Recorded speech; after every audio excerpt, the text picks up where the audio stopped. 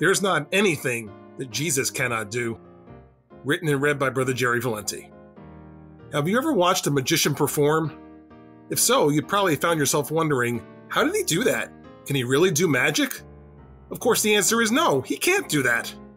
There's always a trick involved, and it often involves distracting the viewer in some way so that you don't notice what's really happening.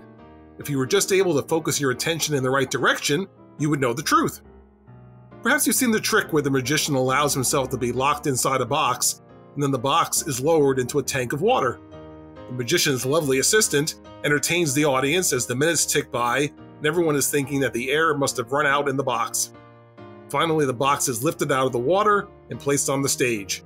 When it's opened, the lovely assistant pops out of the box, and the magician then reveals himself standing among the other assistants on the stage. Somehow, they've traded places. How did they do that? Can they really transport themselves in and out of the box while it's underwater? No, they can't do that. The magician's exit from the box and the assistant's entrance into the box actually occur while the box sits over a hidden door on the stage. The tank of water is simply a distraction to take the audience's attention away from the box. Neither the magician nor the assistant actually goes underwater, only the empty box does. Jesus relates a story about a rich man and a beggar that sounds a little like this magic trick. In the story, the rich man lives a luxurious life with an expensive home, much to eat, fancy clothes, etc.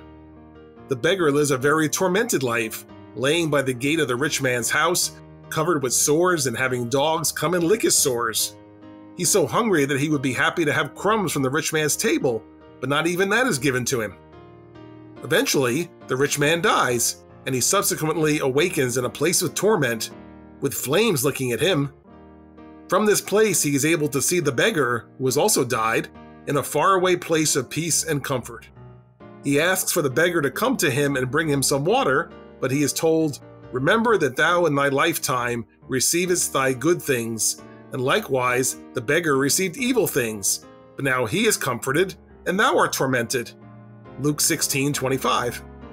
Somehow, they've traded places. How did this happen? Is it some type of illusion? No, it's not an illusion.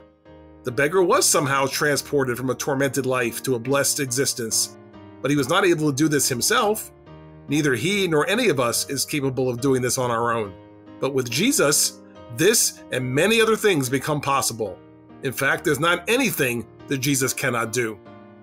To the rich man, it must have seemed like a magic trick, and a cruel one at that, since this is not what he was expecting to happen. But that's because he didn't know the Lord.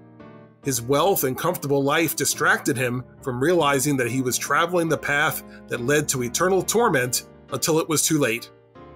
Sadly, many people are traveling that same path today. Their pursuit of wealth, comfort, happiness, etc. in this life is a distraction that prevents them from knowing the Lord and seeing things as they really are. If they were just able to focus their attention in the right direction toward Christ, they would know the truth. That's where you come in. You know the Lord, so you know how it works. By sharing your testimony of Jesus Christ with people who don't know him, you can be that person sitting in the audience at the magic show, telling everyone how each trick is done. In the case of the magician, you'd be saying, "Don't believe he can really do that." In the case of the ultimate deceiver, the devil, you'll be saying, "Don't believe that all the supposedly desirable things of life will make you happy. They only last a short time, and then when it's too late, you wake up in a place of eternal torment." Magicians can't really do the things that they appear to be doing, but Jesus can do things that are greater than any magician could even imagine. He can turn sinners into saints. He can use water, in a river, not in a tank, to put people on a new path in life. He was once sealed in a box and escaped. That empty box allows us to be changed from mortality to immortality when we die.